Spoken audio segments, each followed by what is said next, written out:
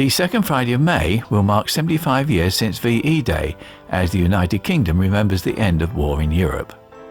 The coronavirus outbreak means that there will be no street parties, parades or concerts this year, but nonetheless, there is plenty going on to celebrate.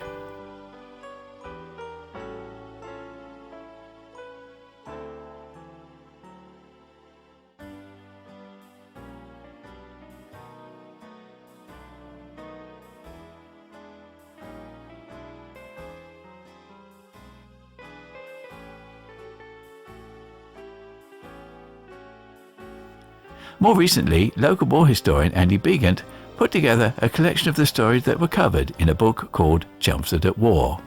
The Essex Chronicle has reported on many wars, as well as peace, since it was first launched in 1764. And here it reports the outbreak of World War II. The headline said, "War declared. At 9 a.m. a final British ultimatum was presented to Germany, giving Hitler until 11 a.m. to give an undertaking to withdraw his forces which had invaded Poland 2 days earlier." The Second World War was of course reported with an Essex slant by its journalists and printers. As John Plumtree said, "It was a Sunday morning, and as usual I was in the choir at the Holy Trinity Church in Trinity Road. One of the church wardens had a portable wireless, or one that was connected in the vestry. He stayed behind when the vicar, Charles Hodgkins, rose to commence the service. Within minutes the church warden came through and told the vicar that war had been declared." Elsewhere, there was another memory. "I remember the day vividly. I was just coming up 12 years old and I was living with my family in Newland Hall, Wroxall. The morning war was declared. We listened to Chamberlain's speech on next door Labour's wireless. At 11:15, the Prime Minister, Neville Chamberlain, in a broadcast to the nation stated that no such undertaking had been received."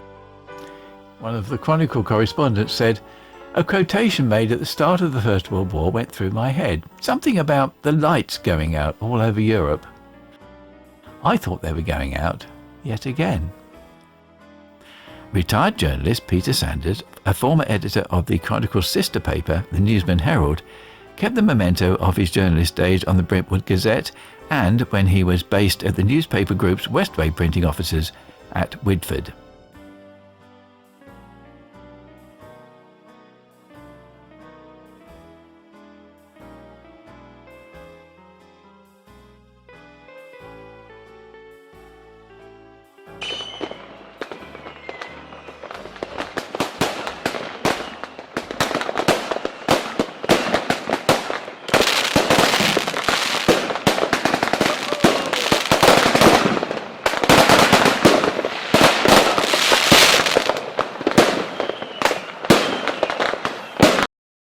On Wednesday the 15th of August 1945, the Essex Chronicle had a headline which said, "The war is over, Chelmsford celebrates."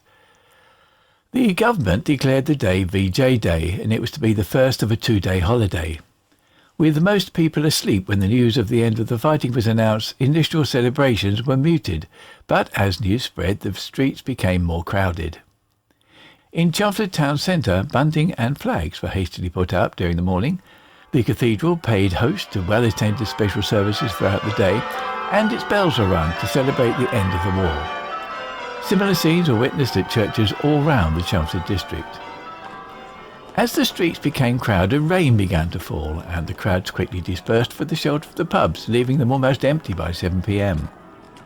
An hour later, with an improvement in the weather, several thousand people mysteriously appeared and crowded into Tyndall Square, where the celebrations repeated those of VE Day.